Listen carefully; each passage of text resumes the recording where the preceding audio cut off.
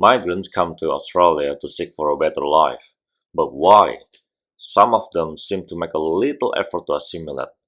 And why? Some of them just want to be friends from people in the Samoan community and rather deal with people who speak their own language, even though they speak English well.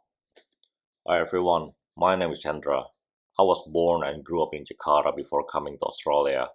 I hope this video will shed some light why some migrants still want to live in their own community bubble even though they've been living in Australia for years, and what I would do differently in my early days to better assimilate in this new country.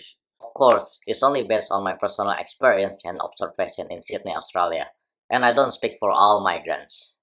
If you migrate from English-speaking country like UK, US, or Canada, then you probably have an easier time to make Australia home. Imagine moving to a new country without existing social ties. The air, language, culture, everything's different.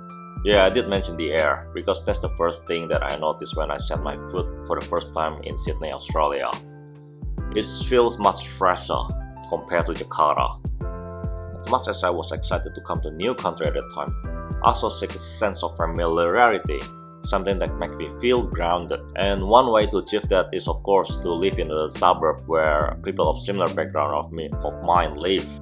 Indonesians might like to live in Kingsford, Chinese might like to live in Herschel, Indian or Sri Lankan, Shepherd Hills, Brits or Americans would love to live in Manly, probably. That sort of community is like a piece of home on foreign land. We can ask things like, how long you been in Australia? Where is your hometown? Did you come here on your own or with your family? If they have kids, we can go about raising kids in two different cultures, or where to get nice Indonesian food and so forth. Whereas with non-Indonesian, I would just stick with the boring lines like, how are you? What do you do for a living? Or we can chat about the weather. I learned it the hard way that some questions that we Indonesians ask out of concern might sound intrusive in some cultures. For example, years ago, I heard from someone else that my friend's dad is sick, and he's Australian born by the way. So on the next day I asked him, hey, I heard that your dad is not feeling well. How is it going now? He was like, what? I thought I was being nice by asking. But apparently that sort of question is too private if we are not a close friend. Or at least I need to hear it from him first before asking. Secondly, some migrants feel that there are cultures that are completely incompatible with their belief. So by living in their own community, they're hoping that they can insulate themselves against it. This is especially true if they come from conservative background or countries. Take sex before marriage or same-sex marriage for example. Here in Australia or some major Western countries, as long as both of you consent, you are 18 years old, and you do it safely, then you are free to do so. Here, people see it as an expression of individual freedom, but back home, they see it as a violation of social and religious norm.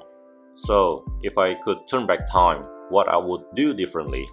Well, probably I would hang out more with the locals to find out about the social norms, and I will make stupid, embarrassing mistakes earlier rather than later, and practice my English as a priority. And I believe that those are the basic duties of the first generation of migrants. It opens up opportunities and make people's life around me easier. Also, I believe that if we want to be accepted for who we are, then we should extend the same to the people in the new home that we live in. Sure, maintain cultural identity by all means. That's the beautiful thing about living in multicultural society. You can be who you are as long as you don't break the laws. But every now and then, have some Vegemite for breakfast. See?